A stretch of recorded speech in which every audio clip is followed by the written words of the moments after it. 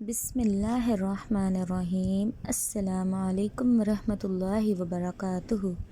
پڑھیے الصلاۃ والسلام علیک یا سید الانبیاء و خاتم النبیین وعلی سائر الانبیاء و آلک و صحابک والاولیاء والصالحین۔ آج میں آپ کو بتاؤں گی کہ انسان اپنا روحانی علاج کن لوگوں سے کروا سکتا ہے۔ اکثر لوگ اپنے دنیاوی مسائل اور علاج کے لیے ایسے عاملوں کے پاس بغیر سوچے سمجھے چلے جاتے ہیں جو کہ شرکی اور شیطانی کلام یعنی جادو اور کالے علم وغیرہ سے علاج کرتے ہیں، اور ان میں اکثر کھلم کھلا کفر بھی کرتے ہیں یا پھر بدعقیدہ ہوتے ہیں۔ ایسے لوگ ان عاملوں کے پاس جا کر پہلی بات تو یہ کہ اپنا دین و ایمان برباد کرتے ہیں، کیونکہ جادوگر کو کافر کہا گیا ہے اس لیے کہ وہ شیطان کا چیلا ہوتا ہے اور اس سے مدد اور طاقت حاصل کرتا ہے۔ بلکہ جو شخص کوئی بات پوچھنے کسی نجومی کے پاس جائے تو حدیث پاک کے مطابق اس کی 40 دن کی نمازیں قبول نہیں ہوتی۔ اللہ اکبر۔ تو جو کسی جادوگر کے پاس جائے گا تو خود سوچئے کہ اس کے کتنے اعمال برباد ہوں گے۔ لہٰذا اگر آپ اپنے ایمان کو تباہ و برباد ہونے سے بچانا چاہتے ہیں تو کبھی بھی کسی بھی صورت میں اور کسی بھی حالات میں نجومی، کاہن اور جادو وغیرہ کرنے والوں کے پاس اپنے دنیاوی فائدوں کے لیے مت جائیں، کیونکہ ان کے پاس جانے سے اگر آپ وقتی طور پر کوئی دنیاوی فائدہ میں بھی ہوں گے تو اس کی وجہ سے آپ کے دل میں اس کی ایک عقیدت پیدا ہو جائے گی۔ پھر جس طرح دین کے متعلق اور اللہ تعالیٰ اور نبی پاک صلی اللہ علیہ وسلم کے متعلق اس کے غلط اور کفری عقائد و نظریات و خیالات ہیں، آپ اس سے بھی اثر انداز ہوں گے اور اپنے ایمان کامل کو تباہ و برباد کر لیں گے اور اپنی دنیا کے ساتھ ساتھ آخرت بھی خراب کر لیں گے۔ اس لیے اولیاء کرام فرماتے ہیں کہ اگر کوئی شخص تمہیں ہوا میں اڑ کر بھی دکھائے یا بڑے سے بڑا دنیاوی فائدہ بھی پہنچا دے، لیکن اگر وہ شخص شریعت کی خلاف ورزی کرتا ہے تو اس شخص سے بچو، اور ایسے بچو جیسے تم شیر سے بچتے ہو، اور کوشش کرو کہ کبھی اس شخص سے ملاقات بھی نہ ہو، بلکہ کوشش کرو کہ ایسے شخص کے شہر سے باہر چلے جاؤ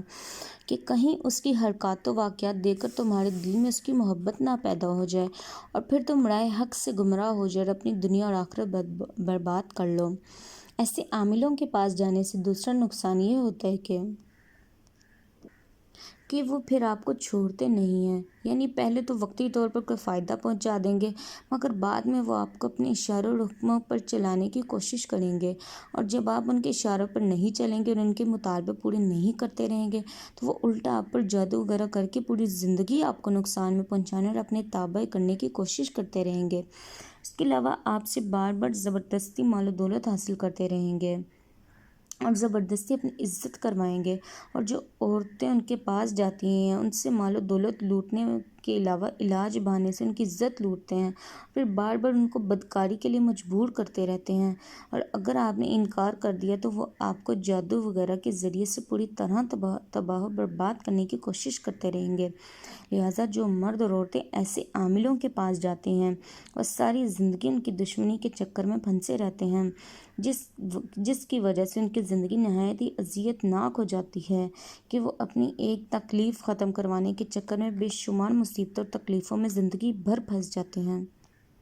اس طرح کے لوگوں کے پاس جانے سے شریعت نے روکا ہے کہ نیک لوگ غیر شرعی جھاڑ پھونک نہیں کرواتے، یعنی جادو وغیرہ کے ذریعے علاج و تعویذ دھاگا نہیں کرواتے، بلکہ اپنے رب پر بھروسہ رکھتے ہوئے صرف بزرگان دین سے ہی رجوع کرتے ہیں جو کہ اللہ تعالیٰ اور نبی پاک صلی اللہ علیہ وسلم کے فیض، مدد اور طاقت سے دعا، علاج، دم اور تعویذ دھاگا کرتے ہیں۔ اس لیے نبی پاک صلی اللہ علیہ وسلم نے ارشاد فرمایا کہ جھاڑ پھونک دم میں حرج نہیں جب تک اس میں شرک نہ ہو۔ لہٰذا امراض و مسائل کے روحانی علاج مثلاً دعا، دم، تعویذ، دھاگا وغیرہ کے لیے صرف اور صرف اولیاء کرام یا علماء کرام کے پاس ہی جائیں۔ اگر وہ میسر نہ ہو تو کسی ولی اللہ کے مزار پر حاضری دیا کریں اور وہاں پر اپنے امراض و مسائل کے لیے اللہ تعالیٰ کی بارگاہ میں دعا اور استغفار کیا کریں۔ اس کے علاوہ سب سے اہم بات کہ بعض لوگ حضرات اولیاء کرام یا ان سے محبت رکھنے والے لوگوں سے دعا یا دم تویز دھاگا کروانے کو بالکل غلط بلکہ شرک سمجھتے ہیں۔ حالانکہ نبی پاک صلی اللہ علیہ وسلم نے کئی بار دم کروانے کا حکم فرمایا کہ جیسے ایک دفعہ حضرت ام سلمہ رضی اللہ تعالیٰ عنہا کے گھر ایک لڑکی تھی جس کے چہرے پر زردی تھی، تو آپ صلی اللہ علیہ وسلم نے ارشاد فرمایا کہ اسے دم کرواؤ کیونکہ اسے نظر لگ گئی ہے۔ اور اپنی ظاہری حیات مبارکہ کی آخری بیماری کے ایام میں آپ خود سورۃ الناس پڑھ کر اپنے جسم پر دم فرماتے اور جسم پر ہاتھ پھیرتے۔ اس طرح صحابہ کرام کی ایک جماعت کہیں گئے تو ایک صحابی نے بکریوں کے معاوضے پر سورۃ فاتحہ پڑھ کر ایک شخص کو دم کیا تو وہ ٹھیک ہو گیا، تو واپسی پر صحابہ کرام کے عرض کرنے پر نبی پاک صلی اللہ علیہ وسلم نے ارشاد فرمایا کہ تم نے ٹھیک کیا اور ان بکریوں میں میرا بھی حصہ رکھنا۔ نبی پاک صلی اللہ علیہ وسلم نے اس جھاڑ پھونک سے منع فرمایا جس میں شرک کیا جاتا تھا، لہٰذا جب نبی پاک صلی اللہ علیہ وسلم نے منع فرمایا تو بعض صحابی جو کہ زمانہ جاہلیت میں مختلف منتروں کے ذریعے دم جھاڑ پھونک کرتے تھے